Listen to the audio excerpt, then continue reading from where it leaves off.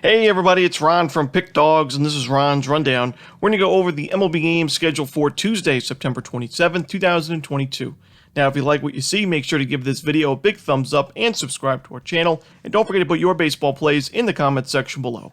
Now, if you're looking for my best bets, you can find those at the Premium Picks tab at Pickdawgz.com.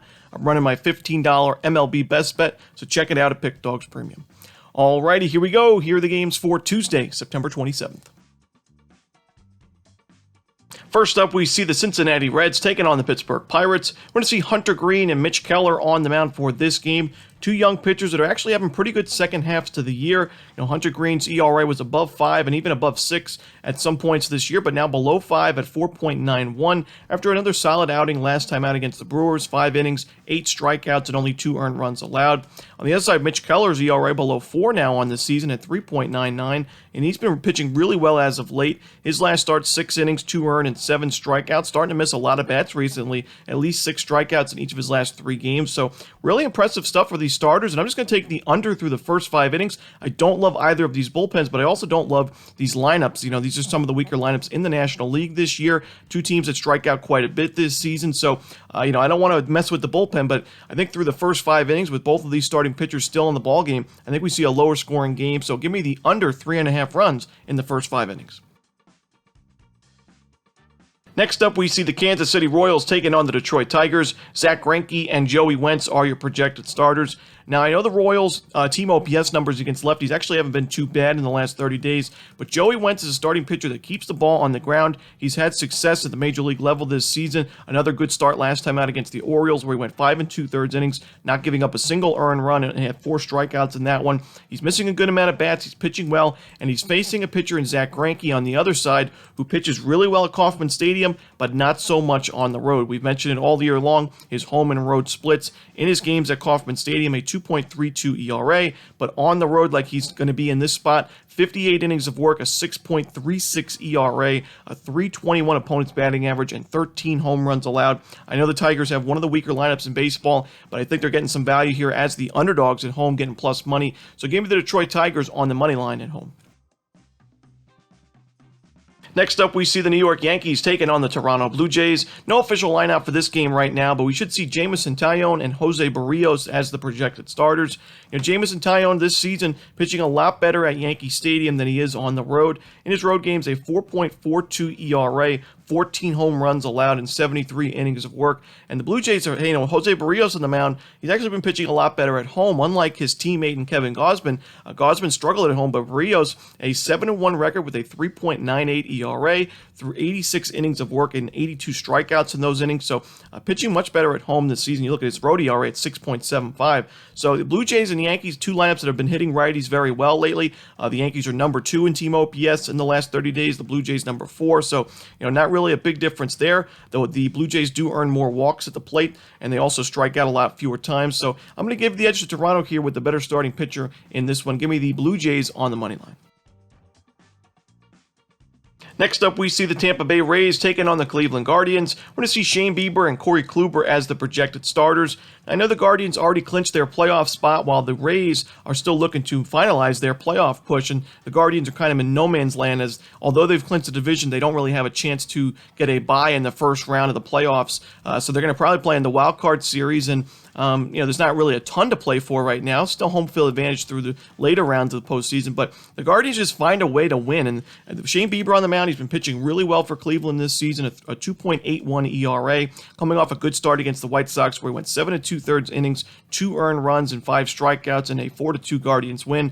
And the Guardians are facing a pitcher here in Corey Kluber, who A, has struggled on the road. He's got an ERA at 5.05, and B, doesn't miss a lot of bats, doesn't really earn those strikeouts, and the Guardians do such a good job at limiting strikeouts themselves, especially against right-handed pitching, that I do think this is a pretty beneficial matchup for him against Kluber, against their former starters. So give me the Cleveland Guardians here on the money line.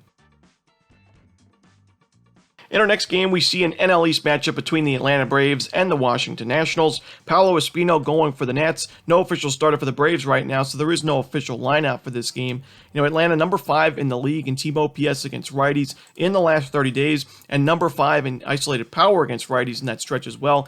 even though they have a pretty high strikeout rate at 26.1%, that's basically been the Braves this entire season. They hit a lot of home runs, they score a lot of runs, and they do strike out quite a bit as a result. But I think they're good enough here offensively to grab a win and run line cover on the road. Now, the price is probably not going to be the greatest once we see who the Braves decide to go with on the mound, but still, I'm leaning right now Atlanta -1.5. I think their offense is just too much here for the Nationals to compete with. So give me the Atlanta Braves laying the 1.5 runs on the road. Next up, we see another NL East matchup between the Miami Marlins and the New York Mets. Carlos Carrasco and Pablo Lopez are the projected starters. Carlos Carrasco has pitched really well at Citi Field this season, and Pablo Lopez has not had much success against this New York Mets lineup. Now, most of those starts where he struggled in against the Mets were at Lone Depot Park, including the last one where he went 3 2/3 innings, 10 base hits allowed, and 8 earned runs. He has fared a little bit better on the road this year, but I still can't trust him enough in this game, especially with the Mets trying to clinch that division title. They're still going to have a lot of work to do in the final week of the season, but I think they grabbed the win here. The Marlins offense too inconsistent for my liking, and with Carrasco pitching so well at Citi Field, I got to take the Mets on the run line. So give me the New York Mets laying the 1.5 runs at home. Next up, we head to Fenway as the Orioles take on the Red Sox. We're going to see Kyle Bradish and Michael Wacha as the projected starters. Michael Wacha has faced the Orioles a few times this season. He's had a lot of success in those games with a 2.31 ERA, a 2-0 record through 11 2/3 innings, 9 strikeouts, only 1 home run allowed. And I do think Wacha pitches well yet again in this spot. He's also had really good numbers at Fenway Park this year. A sub-2 ERA, a 1.72 ERA, 5-1 record, and 52 1/3 innings pitched in his starts at Fenway Park. A 195 opponent's batting average as well. I know Kyle Bradish is coming off a really good outing, but that was against the Detroit Tigers, a team that's been struggling offensively all season long, especially against righties. You look at the Red Sox, they're not struggling against righties. Against righties in the last month, #1 team OPS in the league at 780, and their isolated power numbers also in the top 10. Give me the Boston Red Sox at a pretty good price on the money line. In our next ball game, we see the Chicago White Sox taking on the Minnesota Twins. Lance Lynn and Bailey Ober are your projected starters. Two very disappointing teams in the second half of the season. Two teams that are now under 500 on the year, and two teams that are not going to be making the playoffs. We got Lance Lynn on the mound. He's at a 4.02 ERA after his last start. It wasn't a successful one. Gave up 9 base hits and 6 total runs. Now, only 3 of those were earned, so his defense didn't really help him out there. But overall, I think in the second half of the year, Lance Lynn's pitching pretty well. You look at his last 5 outings. He's given up 3 earned runs or fewer in all 5 of those games, and all 5 of those games he's also going 6 innings or more, striking out a good amount of hitters, not really giving up a ton of home runs or walks. So I do think Lance Lynn is the better option here on the mound. The Twins have really struggled in the last 2 weeks or so offensively as well, and I really don't love Bailey Ober in this particular outing. We saw him struggle in his last game. He wasn't able to go too deep in that game. 5 innings, 7 base hits, and 3 earned runs against the Kansas City Royals, so a pretty weak lineup there. I think the White Sox have the better lineup, the better starter, and the better bullpen. So give me the Chicago White Sox at a really good price on the money line. Next up, we see the Philadelphia Phillies taking on the Chicago Cubs. Zach Wheeler and Marcus Stroman are the projected starters. Now, the Phillies are hanging on to their 1.5 game lead in the final wildcard spot in the National League over the Milwaukee Brewers. Now, unfortunately for the Phillies, they're going to be playing the rest of their games this season in the regular season on the road in Chicago against the Cubs, the Nationals, and the Astros, while the Brewers get to play the rest of their regular season games at home. So an advantage goes there to the Brewers, but in this particular game, I will say the Phillies have a pretty large advantage in my opinion when it comes to the starting pitching at least. Zach Wheeler this season, he's been up and down with injuries, inconsistent at times, and on the road he has struggled a little bit, a 4.36 ERA, but I still think he's the far better starter in this matchup, and I also don't love Marcus Stroman when he's pitching at Wrigley Field. On the road this year, he's got a 2.06 ERA, but in his Wrigley Field starts, a 6.31 ERA, a 1-5 record, 10 home runs allowed, and 50 innings of work, and a 267 opponent's batting average, a little bit high for a Wrigley Field pitcher. I do think the Phillies will get to him for a few runs. We know the Phillies are hitting righties really well in the last month. Number 3 right now in isolated power, and number 3 in team OPS in the last 30 days against righties. So I give the advantage to the Phillies here. I'm going to take them on the money line and sprinkle a little bit on the run line as well. Next up, we see the St. Louis Cardinals taking on the Milwaukee Brewers. We're going to see Miles Mikolas and Adrian Hauser as the projected starters. Miles Mikolas coming off a good start against the Padres, but he was struggling a bit before that outing. And I do think a pretty desperate Brewers team that's hitting righties very well will be able to get to Michaelis for a few runs. This season on the road, 5-10 record with a 4.29 ERA is Michaelis. So I do think the Brewers have a pretty good advantage here offensively, but I also think the Cardinals will chip in offensively themselves.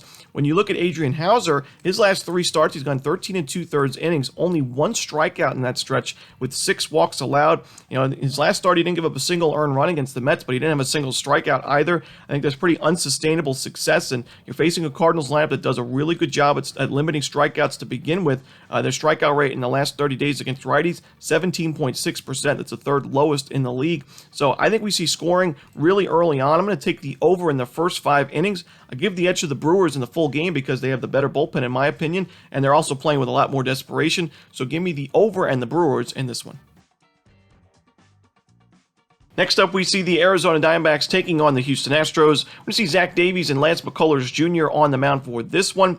Now, at the beginning of August, I would say throughout the month of August, the Diamondbacks had really good numbers in terms of limiting strikeouts against righties and also getting on base via the walk against those right-handed pitchers. But in the month of September, their offensive numbers are starting to slip. Their strikeout rate is a lot higher than what it once was. It's now at 23.3% in the last 30 days. And I do think that Lance McCullers Jr., starter that misses a lot of bats, has a pretty good ERA to start his season. We'll have a good outing here. And on the other side, you look at Zach Davies. He is not my favorite starter to back, that's for sure. A 4.03 ERA, but not really the best strikeout numbers, some control issues himself. But when you look at the Houston Astros offensively, they're 25th in team OPS and 22nd in isolated power against those righties in the last month. And they've really struggled, especially in the last 2 weeks or so against right-handers. So I just can't get there with the Astros. This is a really big number that they're laying right now on the money line. So I don't think the value's there. I think the better play is on the under 7.5 runs in this game. So that's where I'm headed. Next up, we see the Oakland Athletics taking on the Los Angeles Angels. We're going to see the lefty Patrick Sandoval taking on James Caprillion in this game. I think the Angels are playing pretty good baseball as of late, even though they haven't really had much of a chance at playoffs for quite some time. They won the series against the Twins. They were competitive in that series against the Rangers, even though they lost it in the end, and they played really well against the Mariners before that. And overall, the offense has been there. I do think that they have a pretty big advantage here in the starting pitching matchup with Patrick Sandoval being a left-handed pitcher. The A's haven't really done much against lefties this season or in the last 30 days, especially when you look at their isolated power numbers, ranked 24th. Team OPS is ranked 28th. Their strikeout percentage is second highest in the league. It's actually tied for the highest in the league at 29.9%. One of the lower walk rates as well. Patrick Sandoval's been a pretty sharp starter in this Angels rotation. He's pitched most of the year, and he's got a 3.01 ERA, coming off a good start against the Rangers on the road, which is never an easy spot to be in for a lefty. He went 5 innings, 2 earned runs, and 7 strikeouts in that game. You'll take that all day long. I think we get a similar line for Sandoval in this one. I think the Angels win this one going away, so give me the Angels laying the 1.5 runs at home. Next up, we see the Los Angeles Dodgers taking on the San Diego Padres. Blake Snell and Tyler Anderson, a pair of lefties, on the mound for this game. Now, when you look at the San Diego Padres offensively against left-handers in the last month, they've been pretty good. The strikeout rate is the 3rd lowest in the league. Their team OPS is the 3rd highest, and the isolated power is also number 4 in the league. So I do think they'll be able to get to Tyler Anderson for a few runs in this one. And Blake Snell, even though he's had one really good start against the Dodgers and one poor start against them, he's been fantastic in his last 2 outings, going 14 innings with 20 strikeouts and only 1 earned run allowed in his 2 games against the Diamondbacks and the Cardinals. I like Snell in this game, especially we know the Dodgers don't really have anything to play for right now. They've already clinched the division. They've already clinched the best record in the National League playoffs. So, nothing really to play for. Well, the Padres certainly have something to play for. They want to clinch their wild card spot in the National League. So I think you're getting plus money with arguably the better starting pitcher and a team that's hitting lefties very well. I got to take the plus money with the Padres at home. So give me San Diego on the money line.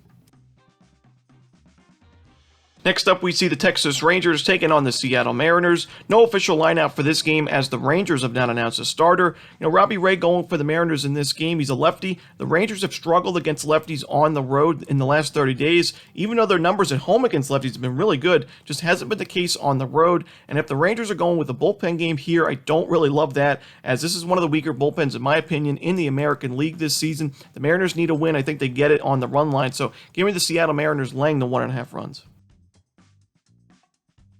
And in our final game of the night, we see the Colorado Rockies taking on the San Francisco Giants. We're going to see German Marquez and Logan Webb on the mound for this one. And you've got two teams that just faced each other at Coors Field and two pitchers that just played against each other as well. And it was a low-scoring game for a Coors Field ball game, 6-1 final. And I think now at a pitcher-friendly ballpark with two lineups that are not doing much against righties, at least for the Rockies' case, on the road, while the Giants at home or on the road, they're struggling against righties.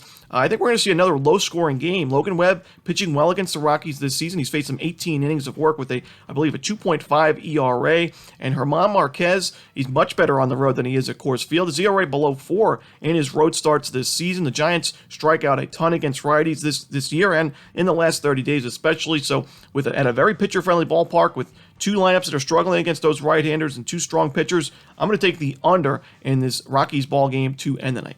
And that's it. Those are the games for Tuesday, September 27th in the MLB. Hope you enjoyed this video. If you did, don't forget to hit that like button and subscribe. And don't forget to put your baseball plays in the comment section below. Again, if you're looking for my best bets, you can find those at Pickdawgz Premium. As always, this is Ron Romanelli. Good luck.